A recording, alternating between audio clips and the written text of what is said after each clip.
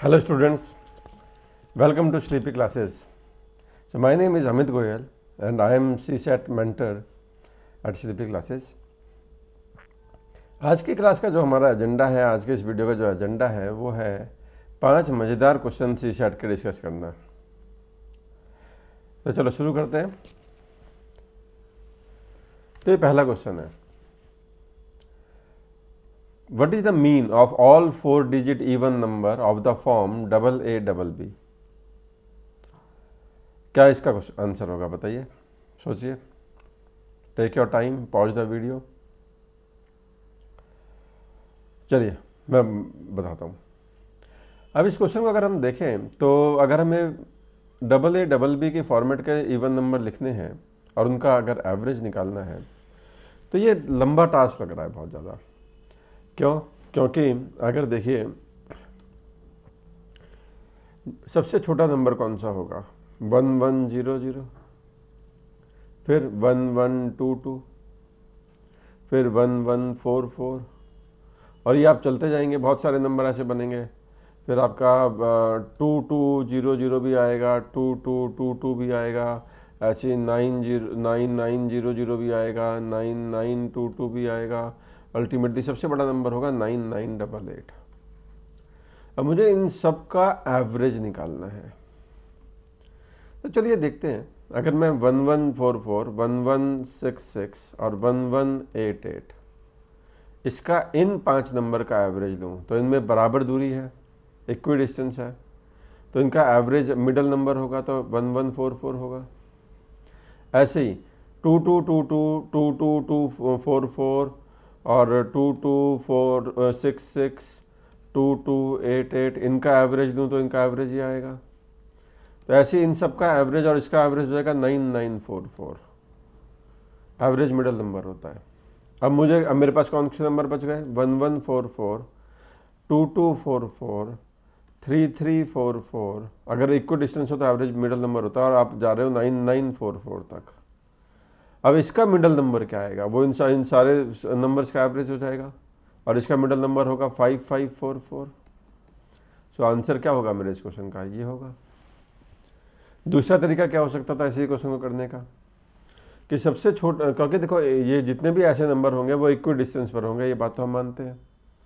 और AP जब equal distance पर बनती है तो एवरेज हमेशा मिडल नंबर होता है।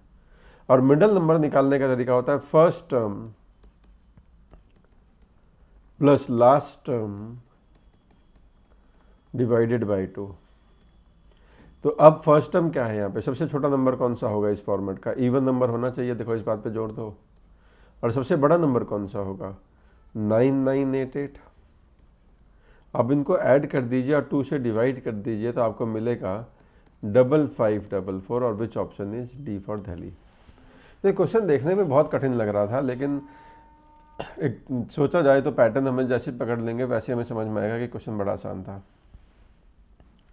इस क्वेश्चन में आ जाइए। अब इस तरह के सीरीज के क्वेश्चन भी आपको कई बार दिखाई देते हैं।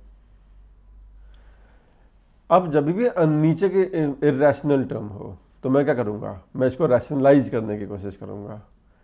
तो हो जाएगा √5 माइनस √4 को अगर मैं रैशनलाइज करूँगा तो मैं √5 प्लस √4 से ऊपर और √5 प्लस √4 से नीचे मल्टीप्लाई कर दूंगा।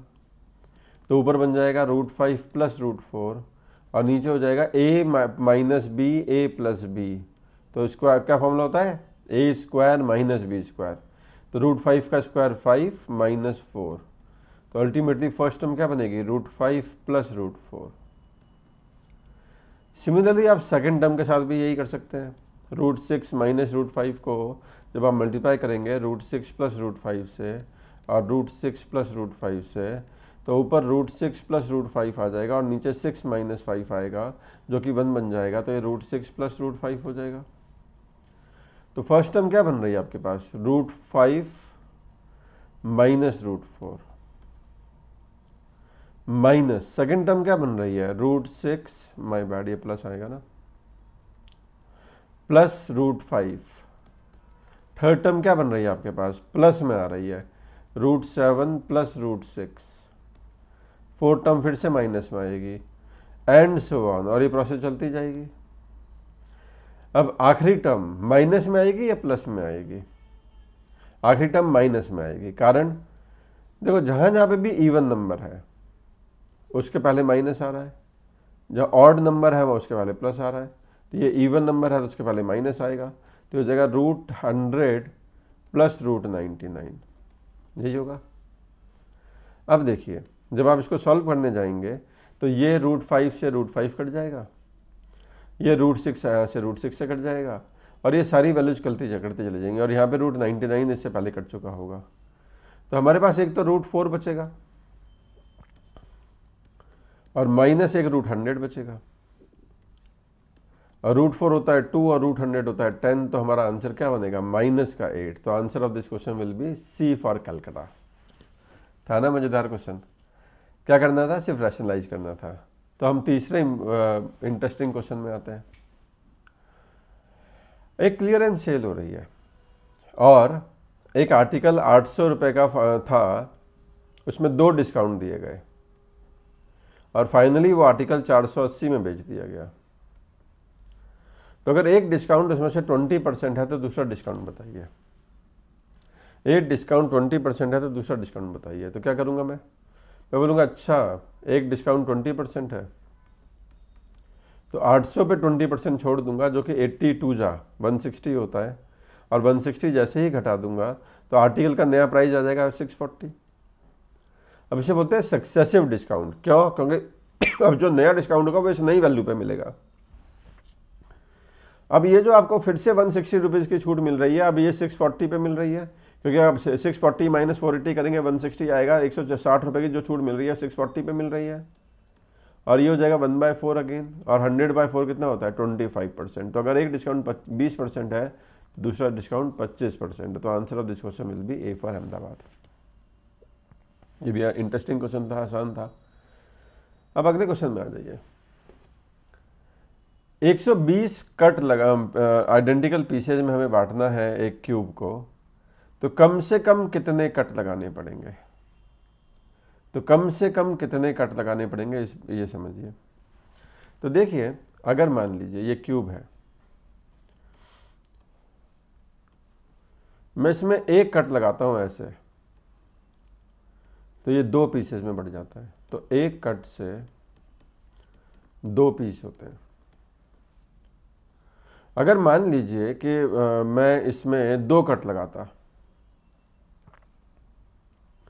तो 2 कट 3 पीस बनाते हैं।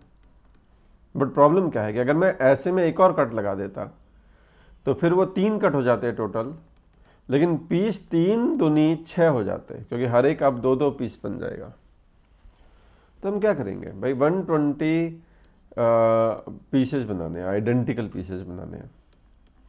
तो मैं क्या करूँगा? मैं इसको A into B into C में ब्रेक करूँगा, और ध्यान रखूँगा कि ABC अपनी क्लोजेस्ट जितने करीब आ सकते हो उतने क्लोज रखो। जैसे मैं इसको तोड़ने को तो ऐसे भी तोड़ सकता हूँ कि 120 इंटू 1 इंटू 1, लेकिन मैं इसको तोड़ूंगा जैसे 4 multiplied by 5 multiplied by 6, 4 multiplied by 5 multiplied by 6। तो इसका मतलब अगर सोचिए, अगर मैं इसमें अभी 4 मल्टीप्लाइड बाई 5 मल्टीप्लाइड बाई 6 सबसे करीब हो सकते हैं, ये वैल्यू सबसे नियरेस्ट हो सकती है। भाई तोड़ने को तो आप और भी तरीक़ों से तोड़ सकते हो ना इसको। आप इसको 30 इंटू 4 इंटू 1 भी कर सकते हो, बट क्या यहाँ पे 30 और 4 क्लोजेस्ट है? नहीं ना। तो सबसे क्लोजेस्ट जो तरीका है उसमें तोड़िए पहले। तो अब क्या करना है? अब अगर मान लो मुझे इसके लेंथ वाइज 4 पीसेज चाहिए, तो मुझे कितने कट मारने पड़ेंगे?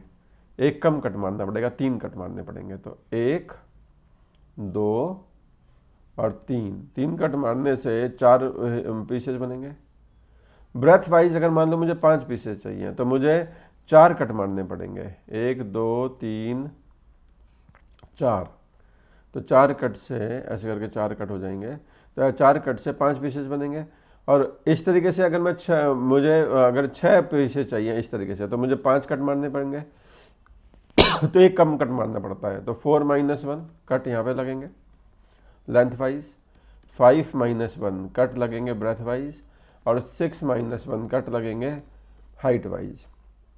तो 3 + 4 + 5 तो 9 + 3 12 कट कम से कम का मारने पड़ेंगे ताकि मैं इस क्यूब को 120 आइडेंटिकल पीसेस में बांट सकूं। 12 से कम कट में नहीं होगा।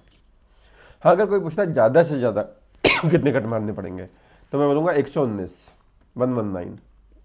क्यों? क्योंकि फिर आप सारे के सारे हॉरिजॉन्टली काट दो, एक ही डायरेक्शन में काट दो। तो अगर आप मान लो ऐसे स्लाइस बनानी शुरू कर दिया आपने, 120 स्लाइस बनाना चाहते हो, तो वो होंगी तो आइडेंटिकल ना सारी। तो टोटल कितने कट मारने पड़ेंगे? 119 कट मारने सॉरी। लास्ट क्वेश्चन में आ जाते हैं। तो लास्ट आज का क्वेश्चन है कि अगर एक आदमी 5 से 6 बजे के बीच में घर से बाहर गया और 6 से 7 बजे के बीच में घर से वापस आया और उसने देखा कि दोनों सुइयों ने आपस में अपनी जगह बदल ली है, तो बताइए कि वो कितनी देर घर से बाहर रहा। हम देखें, बड़ा इंटरेस्टिंग क्वेश्चन लग रहा है, कैसे इसको हैंडल करेंगे, ध्यान दीजिए। तो ये घड़ी है, वो 5 से 6 बजे के बीच में घर से बाहर गया। तो देखिए कुछ ऐसा होता है, तो समय हो रहा होगा 5 बजे से 6 बजे के बीच में, कुछ ऐसा समय हो रहा होगा। और जब वो लौटा तो समय 6 से 7 के बीच में हो रहा था। तो कुछ समय कुछ ऐसा हो रहा होगा, जहाँ तक मुझे लग रहा है कि ये ऐसे हो रहा हो। क्यों? क्योंकि उसने बोला कि दोनों सुइयों ने अपनी जगह बदल ली। देखो क्वेश्चन में लिखा हुआ है कि जब वो लौटा तो दोनों सुइयों ने अपनी आपस में जगह बदल ली थी, स्वैप हो गई थी। तो वो कितनी देर घर से बाहर रहा। तो अगर ऐसा क्वेश्चन कभी भी आता है तो क्या करेंगे, ध्यान दीजिएगा।